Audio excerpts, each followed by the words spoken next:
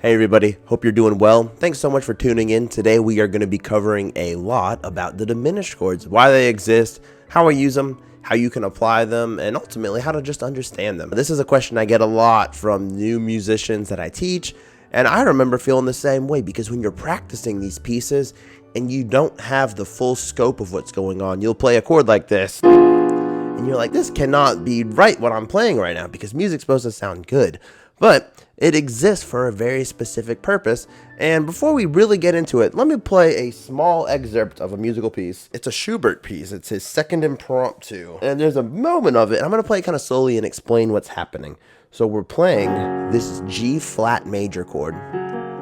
Sounds really nice, but we subvert our expectations by going to this. It's an A flat fully diminished chord, fully diminished seventh. And then we go back to where we were. So listen to it in the context of it. We're going da, da. Doesn't sound great. So let's explore it in the context of the piece. This is how the actual song goes.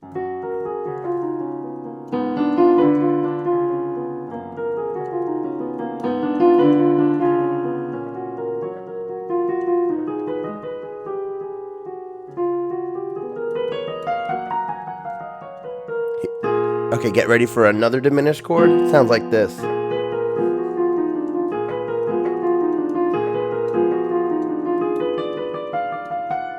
And we sit on this one for a while. We're still on a diminished chord this whole time.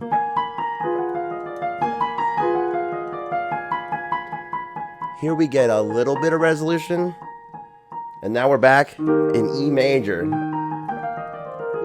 E flat major. To get back where we belong. All that to say, it's a storytelling technique. So imagine as a writer or a filmmaker, someone who's creating something, or say you're consuming, you're watching your favorite TV show, and everything always goes great. Everything always goes to plan. There's never conflicts. We watch Star Wars and Order 66 never happens. We watch Lord of the Rings, but there's no Sauron. The entire 3-movie trilogy is just in the Shire, and there's no conflict. It's going to be a really boring movie. As much as we'd enjoy that for our protagonists, it's not engaging for us to watch. So as a composer and as a piano player, we are storytellers. So when we're playing these things, what is going on in my mind right now? What was happening in Schubert's mind? For me, I almost picture this very tranquil stream. If I back up a measure, the whole piece, it's in 9/8, I believe. 1, 2, 3. I don't have the music in front of me. So the whole piece, we're playing these nice little, and we're in this. So it almost feels like a flowing river to me on a very tranquil day. And then maybe a storm cloud or maybe we're at a watering hole and a predator comes. But it's nothing to be too worried about. But he's back. But we're still gonna enjoy our day. Building up to something.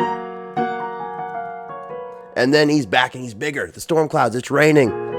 It's pouring rain. And we don't have an umbrella, so that sounds kind of silly, but all of this is to say that we have conflict and resolution. An easier way to see this in music is we have consonant intervals, which sound nice together. And they create this really pleasing harmony. Even that. Nice harmonies to listen to. We can play chords that sound really nice together. But there's a dissonant intervals that sound really bad.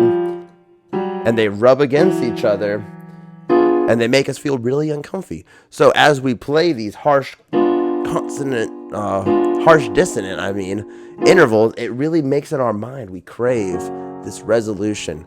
So as a composer, we can learn to use these tricks like diminished chords as a tool to tell stories. All right, let's talk about what the diminished chord actually is. So in music, and just as a quick disclaimer, if you're not a music theory person, don't feel like you have to understand all this stuff right away. Kind of like learning a language, you're not going to learn everything right away, but if you're living in a country, you're going to be getting it over time, and you just get a little bit each time. So I'm going to explain all this stuff, and it doesn't make sense right away. Don't worry about it. As long as you keep working at it, it will one day.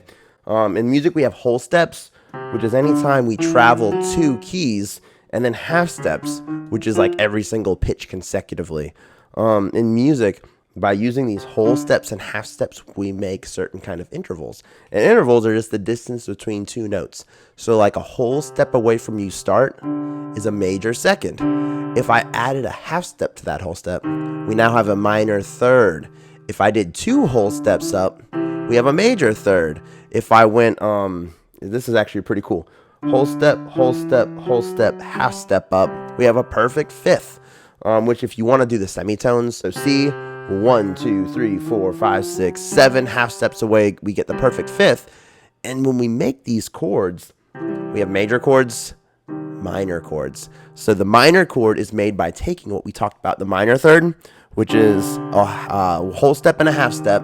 And then the next from this E flat to the G would be 2 whole steps, which makes a major third. So a minor chord, which we call these triads in this instance, is a major third paired with a minor third paired with a major third, makes a minor sound. Likewise, a major chord is a major third with a minor third on top. But when we take the diminished chord, we're playing 2 minor thirds consecutively. If none of that made sense, just know 2 minor thirds make a diminished chord. It sounds really odd.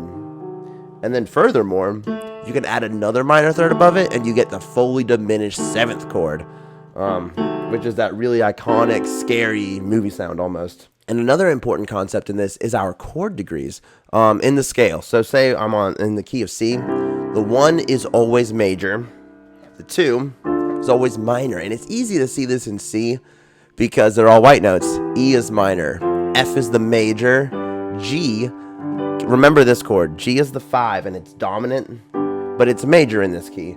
We go to the A, which is minor. Finally, we get to the B, and just by playing white notes, we get this diminished chord, and it comes right before the C whenever we go through. So now we're back to where we started. We call the diminished chord the diminished 7th because it happens as the 7th scale degree. But there's 3 types of functionless chords. There's a tonic chord, which feels like you're at home. So this is our home chord right here. And then the other one is a predominant chord, which can go, and then finally we have the dominant, and then back to the tonic. Think of it like this. Tonic is being at home, enjoying yourself. Subdominant is driving somewhere, and like running errands. The dominant is like the drive back home, and then the tonic is arriving back where you started. So, examples.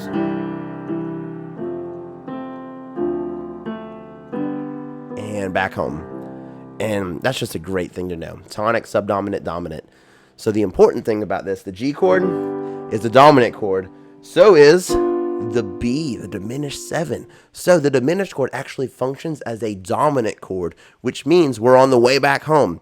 So whenever I throw that in, and I can resolve it similar way. So listen to how it would function. And this is so incredibly helpful because as a composer for a long time, I didn't know how to use diminished chords. They sounded bad.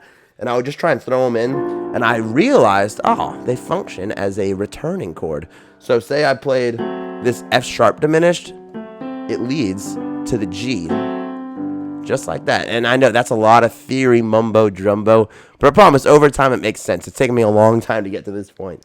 So let's say I make another progression, C, A minor, and then I go to a predominant chord, go to the F, and then I go to this diminished 7, and then back to the C. See how nice that sounds in there? And then furthermore, in regards to application of them, they work as a way of resolving. So whenever we see a chord, and you can just, I'll kind of explain it, because I know you can't see the piano too well.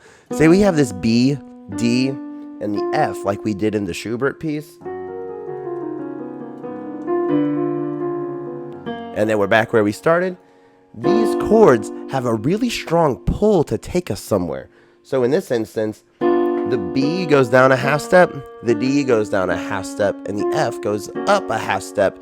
And see how it's a really nice movement? So what's really cool about dominant chords is they can serve as portals into different keys.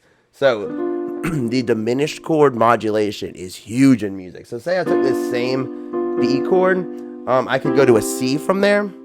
Or, like the composer here does, he goes to a G flat major chord.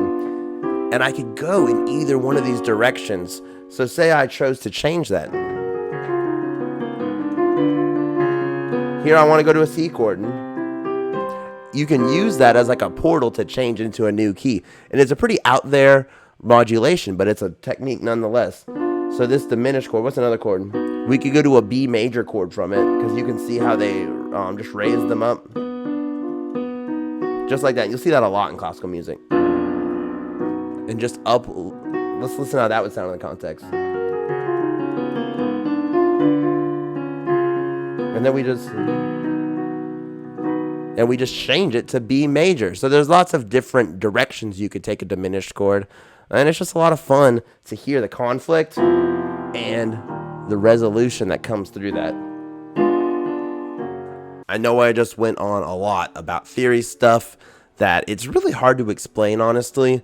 But I hope you can kind of see what's happening. Stuff like this is the best used in application. So hopefully in explaining this to you, you know what that sounds like. And as you examine pieces and learn yourself, you'll see where they occur and you can say, oh, this is what's happening. And then take note of what chord it resolves to and kind of put pictures in your mind. What kind of story is the composer telling?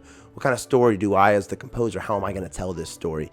And while you're writing music, try not to keep everything really simple, always major, minor chords. Try and explore and look for chord extensions, diminished chords, maybe augmented chords, and just let this be kind of like an idea of inspiration. Thanks so much for watching this video. I hope it was helpful. At the very least, just know conflict, resolution, dissonant, consonant. We always want to have something bad happen, and then as a storyteller, we want to resolve that. So thanks again for watching, and I will see you guys next time.